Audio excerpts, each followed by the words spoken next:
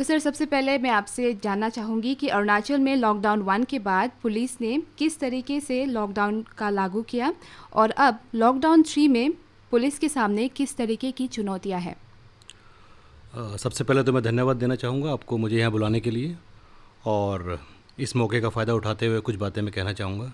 देखिए, अब तक की जो स्टडीज़ हैं कोरोना पे, उसमें ये माना गया है कि ट्रांसमिशन को रोकने के लिए सबसे कारगर उपाय लॉकडाउन ही है, जिसमें लोग दूरियां बनाए रखें और सोशल डिस्टेंसिंग रखें, और उसके साथ साथ अपना काम भी करें। जब लॉकडाउन केंद्र सरकार द्वारा लागू किया गया तो पुलिस को भी अपनी रेस्पॉन्स में चेंज करना था। सबसे पहले हमने लोगों को समझाया, बताया कि क्यों ज़रूरी है लॉकडाउन, और साथ साथ एक बैलेंस तरीके से उसको फील्ड में लागू भी किया। हमने हमारे पास 28 चेक गेट्स हैं और 55 टेम्प्रेरी चेक गेट लगाए। उसके अलावा पेट्रोलिंग टीम्स, नाका और सरप्राइज़ चेकिंग, इन 5-6 चीज़ों को मिला के एक स्ट्रेटजी तैयार की, जिसमें जो कम्युनिटी बेस्ड ऑर्गेनाइजेशन है उनका भी, जो स्टूडेंट ऑर्गेनाइजेशन उनका भी साथ लिया गया, और सारे जो मीडियम है लोगों तक पहुंचने के, चाहे वो टीवी है, रेडियो है, सोशल मीडिया है, उसके थ्रू लोगों को प्रेरित भी किया। और मुझे बहुत खुशी है बताने में, मैं समझता हूँ कि हमारा राज्य पूरे देश में एक मतलब सबसे आगे का राज्य होगा कि जहाँ लोगों ने वॉलंटरी क्वारंटाइन भी बहुत बड़े पैमाने पे किया। तो बहुत ज़्यादा दिक्कत नहीं हुई, लेकिन इसके बावजूद भी जिन लोगों ने इस कानून को मानने से समझाने के बावजूद भी नहीं माने, उनके खिलाफ़ काफ़ी बड़े स्तर पर कार्रवाई भी हुई। मैं आपको बताना चाहूँगा कि पूरे प्रदेश में अब तक करीब करीब 9,000 लोग ऐसे हैं जिनको हमने लॉकडाउन वायलेशन के लिए पकड़ा। उनमें से करीब करीब 1,000 लोगों को अरेस्ट किया गया और बाकियों को वार्निंग के बाद, काउंसलिंग के बाद छोड़ दिया गया। करीब करीब 900 गाड़ियों को हमने जब्त किया जो लॉकडाउन में चल रही थी, और 200 से ऊपर, मतलब more than 200 FIR have been launched, और करीब करीब 20 लाख का फ़ाइन ऐसी गाड़ियों पे इम्पोज़ किया गया जो लॉकडाउन के नियमों का पालन नहीं कर रही थी। वो ऐसा इसलिए किया गया क्योंकि ये बहुत ज़रूरी था, इसके बिना इसका ट्रांसमिशन रोकना मुश्किल था। और मैं समझता हूँ कि सभी जो गवर्नमेंट के तंत्र हैं, चाहे वो पुलिस है, चाहे वो हेल्थ है, चाहे वो एडमिनिस्ट्रेशन है, और लोग हैं, सब ने मिल के काम किया। तो उसी का एक नतीजा है कि भगवान की दया से हमारे राज्य आज की डेट में यहाँ एक भी ऐसा कोई मरीज़ नहीं है। तो सर, मैं अब आपसे अगला सवाल ये पूछना चाहूँगी कि दूसरे राज्यों से एसेंशियल कमोडिटीज़ आने पर पुलिस किस तरीके की सावधानियाँ बरत रही है? एसेंशियल कमोडिटीज़ को लाने ले जाने का चैलेंज एक बहुत बड़ा था।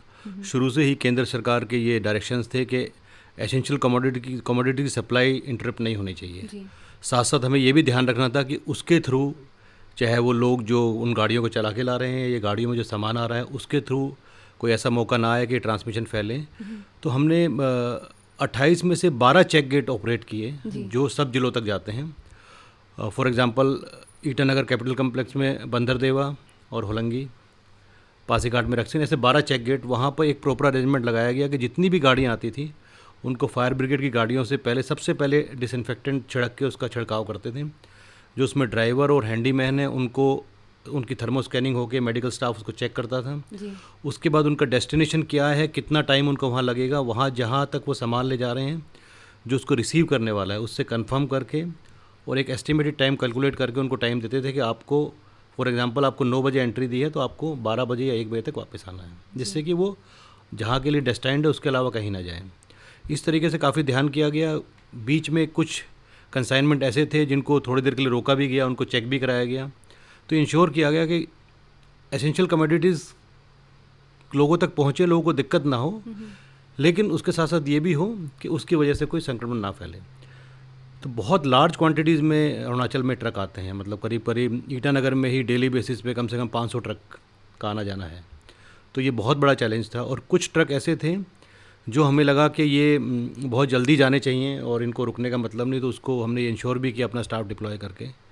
देखिए, इस दौरान हमारे पास बहुत बड़े बड़े चैलेंज आए। हमें पुलिस फोर्स को ना सिर्फ चेकिंग ड्यूटी पे, मेडिकल स्टाफ के साथ ड्यूटी पे, हॉस्पिटल की ड्यूटी पे, क्वारंटाइन सेंटर की ड्यूटी पे, चाहे वो होटल हो चाहे वो क्वारंटाइन सेंटर हो, एसेंशियल कमोडिटीज़ को लाने ले जाने के लिए, कॉन्वॉय का मूवमेंट के लिए जो इंटरस्टेट कॉन्वॉय है, और इंटरस्टेट के बीच में और इंट्रा डिस्ट्रिक्ट के बीच में अनऑथराइज मूवमेंट ना हो, उसके लिए बहुत बड़े पैमाने पर डिप्लॉयमेंट करना पड़ा। और मुझे कहने में फोर्स है कि मतलब खुशी है कि जो हमारी 15,000 की फोर्स है, उसमें जो लोग जो बाय चांस लॉकडाउन के दौरान स्टेट से बाहर गए हुए थे वो नहीं आ पाए, बाकी हमारा हर आदमी, और इंक्लूडिंग हमारे नए रिक्रूट्स, सबको हमने ड्यूटी पे लगाया और सब ने बहुत अच्छा काम किया। सर, अभी जब एसेंशियल कमोडिटीज़ की बात हो रही थी, मैं आपसे अगला सवाल ये पूछना चाहूँगी कि राज्य के जो स्ट्रैंडेड लोग हैं वो फ़िलहाल अब बाहर से आ रहे हैं, तो उनके लिए यहाँ तक आने के लिए क्या सुविधाएं हैं? देखिए, इस कैटेगरी में 2 तरह के लोग हैं। एक तो मेनली हमारे स्टूडेंट्स हैं जी। जो डिफरेंट स्टेट्स में पढ़ रहे हैं, और हमारे साथी हैं जो जगह-जगह नौकरी कर रहे हैं। तो इनके लिए एडमिनिस्ट्रेशन ने एक पोर्टल खोला था कि लोग उसमें अपने आप को रजिस्टर करें। तो करीब 10-12 हज़ार के करीब लोग हैं जिन्होंने अपने आप को रजिस्टर कराया और वो लोग वहाँ से आना चाहते हैं। जी। अब उनका फेज़ वाइज मूवमेंट स्टार्ट हो गया है। जैसा कि आपको पता है कि ट्रेन्स भी आने लगी हैं और इंटर स्टेट बसेस को भी परमिशन दी गई है। जैसे शुरू में कोटा से हमारे छात्र आए, चंडीगढ़ से 2 बसें आई, जी। लगातार देश के विभिन्न स्थानों से बसेस भी आ रही हैं, ट्रेन भी आ रही हैं, और जो लोग नॉर्थ ईस्ट में फंसे हैं उसमें से काफ़ी लोग अपनी गाड़ियों से भी आ रहे हैं। तो इन लोगों का यहाँ आना, क्योंकि हमारे स्टेट के तो यहीं आएंगे जी। और हमारी ड्यूटी भी है कि उनको हम रिसीव करें और प्रॉपर उनके घर तक पहुँचाएँ। जी। लेकिन उसके लिए एक बहुत ही बड़ा अच्छा मैकेनिज़्म बनाया गया कि सभी लोग 100% लोग जो भी रिपोर्ट करते हैं, चाहे वो सिम्टोमेटिक हों चाहे वो एसिम्टोमेटिक हों, सभी का टेस्ट मैंडेटरी है। सभी लोग 14 डेज़ के लिए क्वारंटाइन में जाएंगे और जब उनका टेस्ट क्लियर हो जाएगा तब उनको उनके घर भेजा जाएगा। वहाँ भी अगर ज़रूरत है तो होम क्वारंटाइन किया जाएगा। तो ऐसे लोगों का मेन ये है कि जहाँ वो उतरते हैं, चाहे वो गुवाहाटी उतरें चाहे वो डिब्रूगढ़ उतरें, वहाँ से उनको लेके, और क्योंकि अरुणाचल एक बहुत बड़ा स्टेट है, उसमें बहुत सारे एंट्री पॉइंट हैं, वो कहाँ जा रहे हैं, अगर वो तवांग जा रहे हैं तो उनको भालुकपोंग छोड़ना पड़ेगा। जी। तो उनको वहाँ से लेके जहाँ वो जाना चाहते हैं वहाँ पहुँचाना और वहाँ क्वारंटाइन के बाद उनके घर पहुँचाना, उसके लिए सरकार ने सभी व्यवस्था की हैं। बसेस की भी व्यवस्था है और जो लोग प्राइवेट गाड़ी से आना चाहें वो प्राइवेट गाड़ी से भी आ रहे हैं। मैं बताना चाहूँगा, आज अभी तक इस इंटरव्यू से पहले जो सुबह के फिगर मैंने चेक किए थे, जी। करीब 2300 लोग आ चुके हैं ऑलरेडी, वो डिफरेंट क्वारंटाइन सेंटर में हैं। अच्छा, तो सर अभी आपने बाद में जिक्र किया कि प्राइवेट गाड़ी से जो आ रहे हैं उन लोग के लिए भी क्या सेम तरीके की हाँ, चेकिंग की उन लोगों जाती की है? भी चेकिंग बिल्कुल सेम तरीके की। जब वो गेट पे आएंगे, स्टैंडर्ड ड्रिल है, SOP है, जैसे ही वो गेट पे आएंगे, जी। फायर ब्रिगेड की गाड़ी का इंतजाम है, उनकी पूरी गाड़ी को डिसइंफेक्ट किया जाएगा। उसके बाद जो भी उसमें लोग हैं सबको थर्मो स्कैनिंग की जाएगी, डॉक्टर उनको चेक करेंगे, चाहे वो सिम्टोमेटिक हैं चाहे वो एसिम्टोमेटिक है, वो सभी क्वारंटाइन सेंटर में जाएंगे, वहाँ उनका सैंपल लिया जाएगा और 14 डेज़ के लिए, 14 to 21 डेज़ के लिए उनको क्वारंटाइन किया जाएगा। अगर कोई सिम्टोमेटिक है तो उसको फिर डिफरेंट हॉस्पिटल में या कोविड केयर सेंटर वहाँ भेजा जाएगा। जी। तो सर मैं अब आपसे अगला सवाल सोशल डिस्टेंसिंग के बारे में पूछना चाहूँगी। कुछ लोग हैं जो कुछ जगहों पर अभी भी सोशल डिस्टेंसिंग मेंटेन नहीं कर रहे हैं, और इसमें पुलिस किस तरीके के कदम उठा रही है? देखिए, ये बहुत बड़ा चैलेंज हम लोगों के सामने है। जो कुछ ऐसी जगह है जैसे बैंक्स हैं या दुकानें हैं जहाँ लोग अपना रोज़मर्रा का काम करने जाते हैं, बैंक से लोग पैसा निकालने जमा करने जाएंगे, दुकानों से सामान खरीदने जाएंगे, वहाँ जाना भी ज़रूरी है और साथ साथ वो सोशल डिस्टेंसिंग भी करें। शराब की दुकानें, सबसे पूरे देश में सबसे बड़ा चैलेंज शराब की दुकानों को आगे दुकान लगाने का रहा। तो हमारे स्टेट में जहाँ तक हम 99%, 95% लोगों को जब एक बार समझाते हैं तो उस बात को मानते हैं। तो हमने कोशिश की है कि जहाँ भी लोग इकट्ठा होते हैं वहाँ की अथॉरिटीज़ से, चाहे वो बैंक हो दुकान हो, उनसे मिल के वहाँ सोशल डिस्टेंसिंग के नॉर्म्स का पालन कराया जाए। अगर कोई वायलेशन दिखता है तो उस पर एक्शन लेते हैं। साथ साथ हम अपने स्टाफ का भी इंश्योर करते हैं, जो हमारा स्टाफ डिप्लॉयड है, कि उनको भी, क्योंकि उनकी भी सुरक्षा बहुत इंपॉर्टेंट है, वो भी फ्रंटलाइन वॉरियर्स हैं डॉक्टर के साथ में। तो हमने अपने सभी स्टाफ के लिए, पहले तो मैं ये कहना चाहूँगा कि हमारे ऑनरेबल CM साहब ने हम सभी SPs को, जैसे 26 ज़िले हैं, सबको 5-5 लाख रुपए दिए थे कि जिससे कि हम अपने स्टाफ के लिए सैनिटाइज़र, ग्लव्स और PP मंगाएं। उसके अलावा हमने भी वेलफेयर फंड से काफ़ी मात्रा में ये सब चीज़ें मंगाई, अपने स्टाफ को दी हैं। और जो पुलिस की जो महिला समिति है उसने मास्क बनाने की एक छोटी सी फैक्ट्री स्टार्ट की, जो अब तक 3000 मास्क बना चुकी है। तो हमारा इन हाउस प्रोडक्शन है, हमारे सभी स्टाफ को मास्क हम लोग खुद ही बना के देते हैं, क्योंकि उनके स्वास्थ्य का भी ख्याल रखना बहुत ज़रूरी है। और उसके अलावा जो हमारे साथी ऐसे हैं जिनकी उम्र 50 साल से ऊपर है, उनको हम कोशिश करते हैं कि उनको फ्रंटलाइन ड्यूटीज़ पे ना लगाया जाए, उनको ऑफिस में काम लिया जाए। और जो यंगर साथी हैं जिनकी इम्यूनिटी ज़्यादा है और जो ज़्यादा स्वस्थ हैं, उनको फ्रंटलाइन ड्यूटीज़ पे लगाया जाए। उनको बार बार रोटेशन भी देते हैं और बीच बीच में उनकी सेहत भी चेक कराते हैं। मुझे बताने में बहुत खुशी है और मैं कहना चाहूँगा कि हमारे एक भी साथी अभी तक, जबकि आप पूरे देश में देख रहे हैं कि पुलिस के और CRPF के लोग, पैरामिलिट्री के काफ़ी इन्फेक्टेड हो रहे हैं, हमारा एक भी साथी इस बीमारी से कोई इन्फेक्शन नहीं है, कोई प्रॉब्लम नहीं है, और कोशिश करेंगे कि हम ऐसे ही आगे का काम करते रहें। सर, लॉकडाउन 3 में कर्फ्यू के कई सारे नियम जो है वो चेंज किए गए हैं, तो आगे आप किस तरीके के चेंजेस लाने का सोच रहे हैं? देखिए, माननीय प्रधानमंत्री जी ने सबसे पहले नारा दिया, जान है तो जहान है। जी। फिर कहा कि जान भी जहान भी, और अब ये कहा कि सोशल डिस्टेंसिंग के नॉर्म्स का पालन करते हुए कोरोना से बचना है और इकोनॉमिक एक्टिविटीज़ को भी शुरू करना है, खासकर ग्रीन जोन में। तो हम लोग ग्रीन जोन में हैं जी। तो अब उसमें काफ़ी एक्टिविटीज़, चाहे वो दुकानें हैं, चाहे वो काफ़ी इंस्टीट्यूशन हैं, उनमें उनको खोलना है, उनको रेगुलर रूप से चलाना है। तो यहाँ हमारा चैलेंज और बढ़ जाता है, जिसमें हम लोगों को ये इंश्योर करें कि वो सोशल डिस्टेंसिंग का पालन करें। जी। और हमने अपने डिप्लॉयमेंट को उसी हिसाब से चेंज किया है। जी। जो हमारे नाके थे ट्रैफिक चेक करने के, वो जो सब थे, इनको मार्केट में डिप्लॉय किया है और एक दो लोग सब जगह डिप्लॉय किए हैं और वो कोशिश करते हैं कि वहाँ वो नॉर्म्स का पालन करें।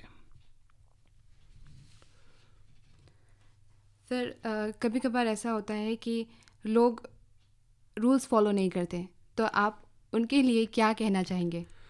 नहीं, मैं उनके लिए ये कहना चाहूँगा, देखिए हम लोग आपको देख रहे हैं और हम आपको समझाएंगे भी एक दो बार, लेकिन अगर आप ये सोचेंगे कि आप you can get away with this, वो पॉसिबल नहीं है। हमारे जो प्रदेश में जो एक्शन हुआ है, जितनी हमने एफआईआर दर्ज की है, जितने लोगों को अरेस्ट किया है, जी। अगर आप उसको देखें, अगर उसको पॉपुलेशन के परसेंटेज से देखें, तो मैं समझता हूँ कि वो इंडिया में बहुत ऊपर आएगा। तो वो संदेश ये है कि जो लोग समझते हैं, मानते हैं, उनके साथ पुलिस है।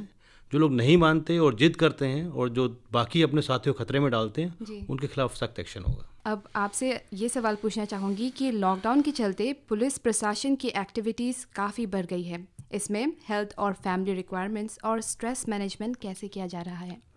देखिए, जैसा कि आपने कहा कि ये अब देश और समाज को वापस देने का टाइम है। देश ने और समाज ने हम लोगों को इतना दिया है, तो हमारी ड्यूटी है कि हम उसको निभाएं और जो ये नए चैलेंज आए हैं उसमें अपने रेस्पॉन्स को भी वैसे ही कैलिब्रेट करें। जी। पुलिस का जो हमारा स्टाफ है उसको हम काफ़ी ब्रीफ करते हैं, मोटिवेट करते हैं और ये विश्वास दिलाते हैं कि हम पुलिस हेडक्वार्टर से उनकी सब ज़रूरतों को देख रहे हैं। जी। मेरे जो सीनियर ऑफिसर्स हैं वो रेगुलरली फील्ड में जाते हैं, डेली जाते हैं, मैं भी जाता हूँ, उनसे बातचीत करते हैं, अगर कोई उनकी रिक्वायरमेंट है उसको पूरा करते हैं। जो प्रोटेक्टिव गियर्स उनको ला के दिए गए हैं, उसका पर्पज़ ये था कि उनके अंदर ये फीलिंग आए कि भाई कोई हमारा ख्याल रख रहा है। जी। वो अपने आप में एक कम्युनिटी बूस्टर होता है। ऑफ टाइम में जनरली हम लोग उनको ये ब्रीफ करते हैं कि थोड़ा योगा, खासकर प्राणायाम, जो क्योंकि ये जो वायरस है ये रेस्पिरेटरी सिस्टम पे अटैक करता है, और अपने परिवार की ज़रूरतें, साथ साथ उनकी ड्यूटी का रोटेशन है। जैसे हर आदमी को एक दिन ड्यूटी करने के बाद अगले दिन हम रेस्ट देते हैं। अगर सुबह ड्यूटी की है तो अगले दिन शाम को लाते हैं, जिसको उसका गैप हो जाए, फैमिली का भी देख लें और ये भी कर लें। उसके अलावा हमने ये भी किया कि जो लोग लॉकडाउन के दौरान जहाँ भी थे, मान लीजिए मेरी पोस्टिंग ईटानगर में है लेकिन मैं छुट्टी में पासीघाट हूँ, तो उसको ये मौका दे कि आप पासीघाट में ज्वाइन कर लीजिए, जिससे कि ट्रैवल ना करना पड़े और घर के पास ड्यूटी कर सकें। इन सब चीज़ों के साथ में मोटिवेट करके और अपनी जिम्मेदारी को एहसास करते हुए मुझे ये कहने में खुशी है कि मुझे अभी तक कहीं से भी किसी भी मेरे साथी से ये सुनने को नहीं मिला कि हमें दिक्कत हो रही है, बल्कि हर आदमी ये कहता है कि हम करना चाहते हैं और ज़्यादा करना चाहते हैं। फिर भी अगर किसी की कोई रिक्वायरमेंट होती है फैमिली की तो उसको छुट्टी भी देते हैं और कोशिश भी करते हैं कि जो भी बाकी मदद हम लोग कर सकते हैं जी सर, वो हम करेंगे। और सर, अब चलते चलते आपका संदेश हमारे सभी श्रोताओं के लिए। देखिए, मैं अपने प्रदेश के सभी वासियों से कहना चाहूँगा कि भगवान की बहुत दया हमारे ऊपर है कि हम ग्रीन जोन में हैं, एक भी ऐसा केस नहीं है। ये आप सभी की मेहनत है, हर डिपार्टमेंट की, आम आदमी की, सब ने अपने कर्तव्यों को निभाया है। अगर बहुत ज़रूरत ना हो तो घरों से बाहर ना निकलें जी। अपने बुजुर्गों का, अपने बच्चों का ध्यान रखें और अगर ज़रूरत है तो सोशल डिस्टेंसिंग के नियमों का पालन करते हुए घर से बाहर जाएं। अपनी सेहत का ख्याल रखें, अपने पड़ोसी की सेहत का ख्याल रखें, 2 गज की दूरी बनाए रखें और बच्चों से सीखें। मैं देख रहा हूँ कि मैं अपने घर में देखता हूँ कि जो छोटे छोटे बच्चे हैं वो बहुत इंसिस्ट करते हैं कि जो चीज़ टीवी में बताई गई है, जो चीज़ लिटरेचर में, अखबार में छपी है, जो नॉर्म्स है उनका पालन करें। अगर बच्चे कर सकते हैं, आपने शायद एक फ़िल्म देखी होगी अरुणाचल पुलिस की, जिसमें बच्चे कह रहे हैं कि घरों से बाहर ना निकलें। अगर बच्चे ये कर सकते हैं तो हम उनसे सीखते हुए हम लोग सभी कर सकते हैं। तो हम सभी को घरों में रहें, जब तक ज़रूरत हो बाहर ना निकलें, स्टे होम, स्टे सेफ और सबका ख्याल रखें।